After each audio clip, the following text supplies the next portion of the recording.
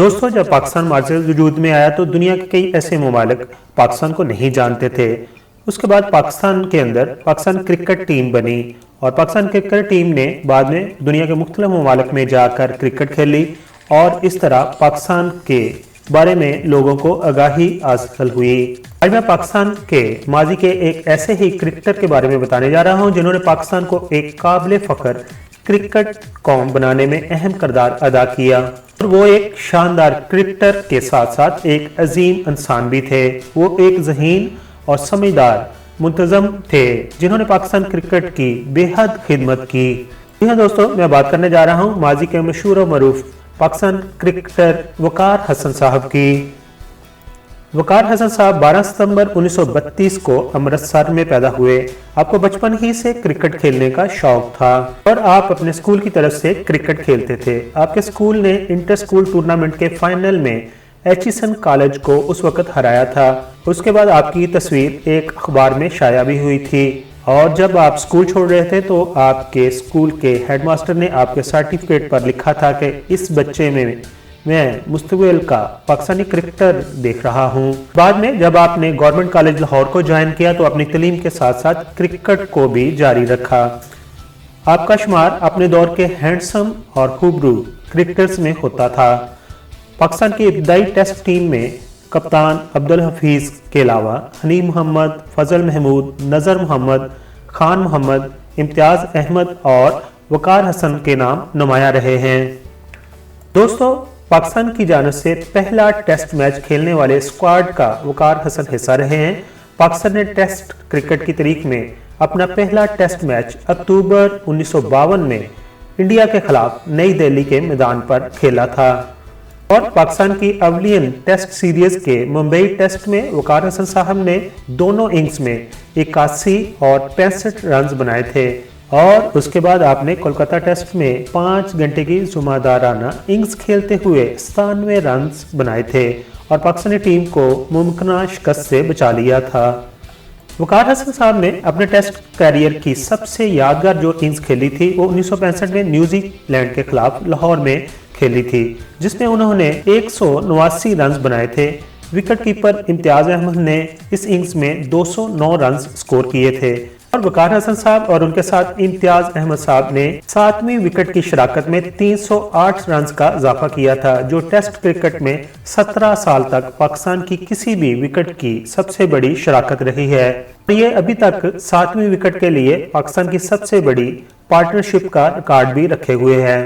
इसके अलावा वकार हसन साहब के रिकॉर्ड में यह भी मौजूद है कि वकार हसन दुनिया के उन 6 ऐसे क्रिकेटरों में शामिल होते हैं जिन्होंने टेस्ट क्रिकेट में 1000 से जायद रन बनाए लेकिन अपने टेस्ट कैरियर में कभी भी 0 पर आउट नहीं हुए।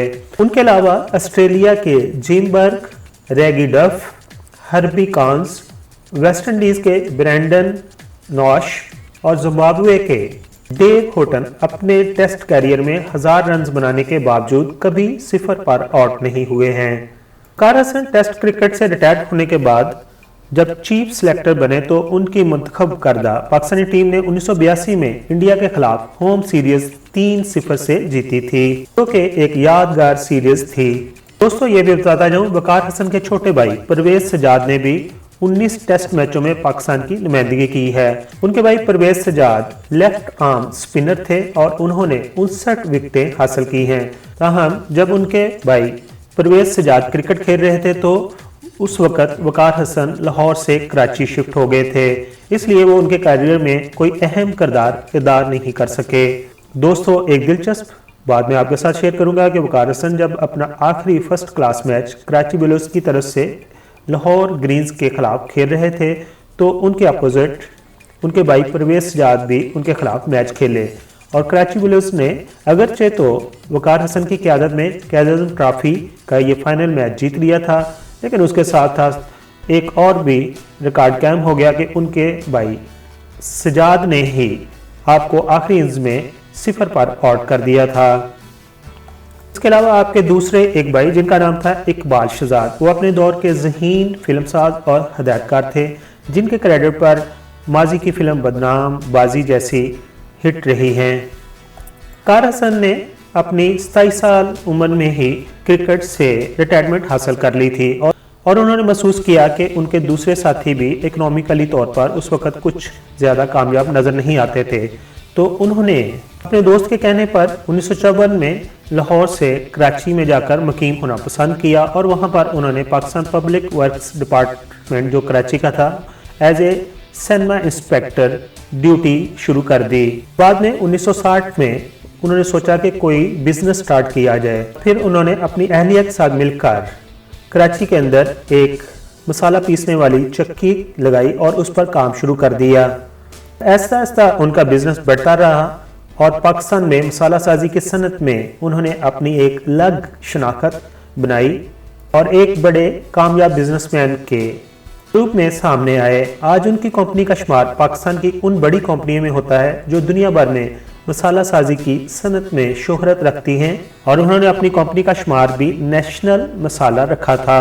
और आपकी कंपनी के मसाला जात पर लोगों को अतमाद है और मुल्क से बाहर अरब कंट्रीज या यूरोप में इंडियन पाकिस्तानी कम्युनिटी बड़े शौक से इस्तेमाल करती हैं। याद रहे कि वकार हसन मसाला जात की कंपनी की बुनियाद रखने से पहले टेक्सटाइल मशीनरी के सिलसिले में भी बिजनेस की इब्तिदा उन्होंने की थी, मगर फिर बाद में उन्होंने इस बिजनेस को छोड़ दिया था। दोस्तों, इसके अलावा वकार हसन साहब इंग्लैंड के खिलाफ तारीखी फतह हासिल करने वाली कौमी टेस्ट क्रिकेट टीम का भी हिस्सा थे।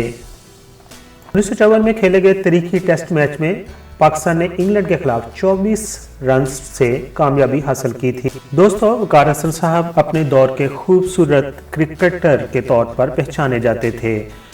उन्हें फिल्म में काम करने की पेशकश भी हुई थी जिसे उन्होंने कबूल नहीं किया था, लेकिन उनकी शादी उस दौर की एक खूबसूरत अदाकारा जमीला रज़ाक से हुई थी। जमीला रज़ाक साहबा का तल्लक फिल्मी घराने से था और उन्होंने 50 की दहाई में मुतअद्दिद पाकिस्तानी फिल्मों में काम किया था।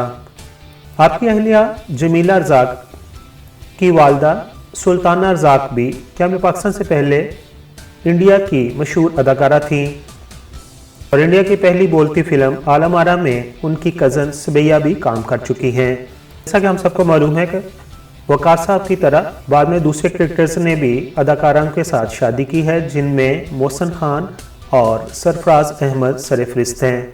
दोस्तों, 1952 में जब पाकिस्तान को टेस्ट का दर्जा मिला था तो उन खिलाड़ियों में से वकार हसन साहब अभी तक वहाँ थे जो हयात थे। दोस्तों, वकार हसन साहब काफ़ी अरसा से बीमार थे और 87 साल की उम्र में वो 10 फरवरी 2020 को अपने खालके हकीकी से जा मिले और उनकी वफात के बाद पाकिस्तान क्रिकेट टीम ने वो आखिरी सितारा भी खो दिया जिसने कौमी टीम को दुनियाई क्रिकेट के नक्शे पर नमूदार किया था।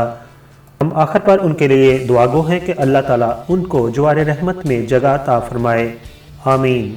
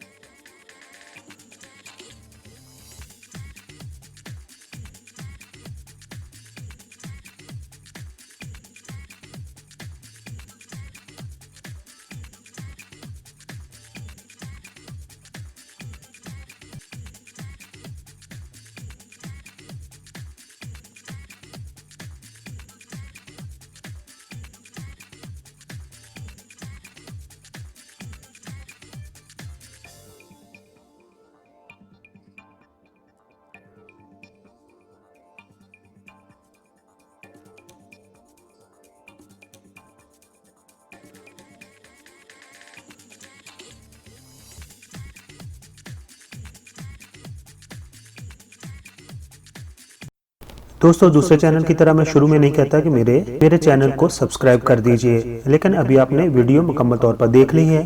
अगर पसंद आई हो तो मेरे चैनल को सब्सक्राइब कर दीजिए। आपका बहुत बहुत शुक्रिया।